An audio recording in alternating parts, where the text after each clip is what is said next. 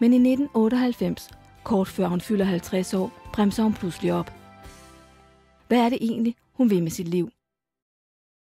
Altså, da jeg nærmede mig de der 50 år, så synes jeg jo ligesom, at nok for større da nu, kan man måske begynde sådan at se det efteråret, kan man sige. Og er det så det, jeg vil med mit liv? Er det kun at rejse rundt og optræde? Og, altså, er der andre ting, jeg også gerne vil opleve?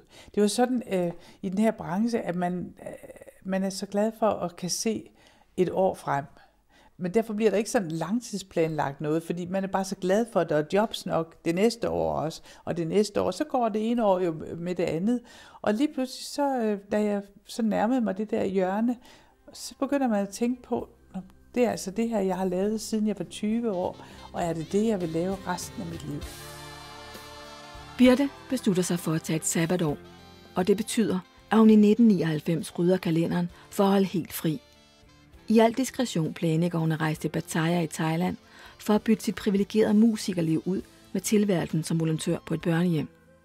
Her skal hun arbejde sammen med andre frivillige fra hele verden. Så havde vi jo sådan et ugeskema, hvem der gjorde hvad, og man var mest i det, der hed baby room, hvor man tog sig af 40 babyer, der skulle mades og skiftes ble på, og kysses og krammes og snakkes med.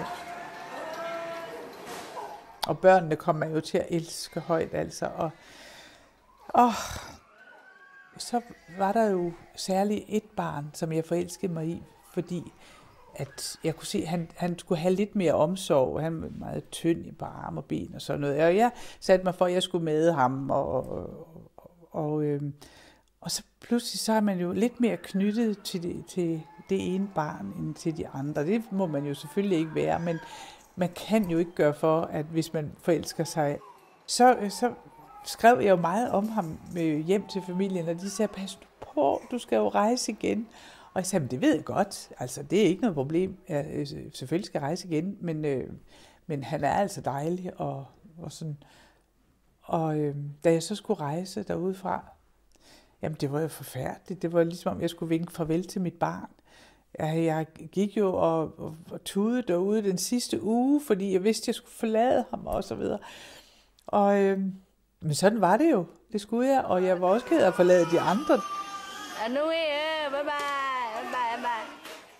Så kom jeg hjem og havde stadigvæk det der store savn med, at jeg tænkte, hvad laver de nu derude, og kiggede på klokken, og nu spiser de, og nu sover de, jamen, det var jo forfærdeligt. Og så var der jo en af mine venner, der sagde, hvorfor tager du ikke bare derud igen? Nå ja, det var jo det, jeg kunne. Jeg havde jo sabbatår, jeg kunne gøre lige, hvad jeg ville. Det er godt, da jeg sad med. Så jeg tog derud igen. Og igen. Og igen. I løbet af det år der. Og pludselig så var han på tavlen, at han skulle til Danmark.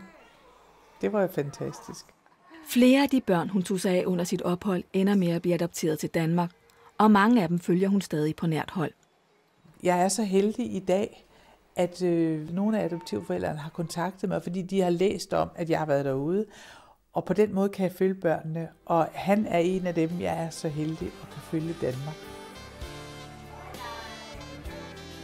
Jeg vil næsten sige, at det ændrede mit liv på den måde, at jeg fik så mange skønne oplevelser, mange dejlige følelser også af den der moderfølelse, og jeg stiftede så mange bekendtskaber og venskaber derude. Så jamen, det var en fantastisk oplevelse i mit liv, fordi det også fik mig til at se mit hidtidige liv, især mit arbejde, lidt udefra.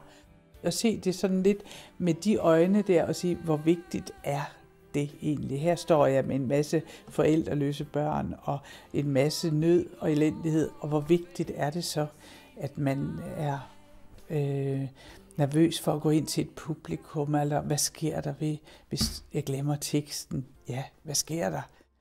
Så det gjorde, at jeg egentlig, da jeg startede op med at synge igen, hvad jeg også glædede mig til at gøre, så havde jeg færre nerver på, end jeg havde, da jeg stoppede. Det var egentlig sjovt, men der havde jeg ligesom fået et skub i den retning at sige, ja, det er jo ikke verdens navle, det her. Opholdet i Thailand får altså Birte til at sætte sit eget liv i perspektiv. Men hun finder også ud af, at hendes metier i livet er at synge og underholde.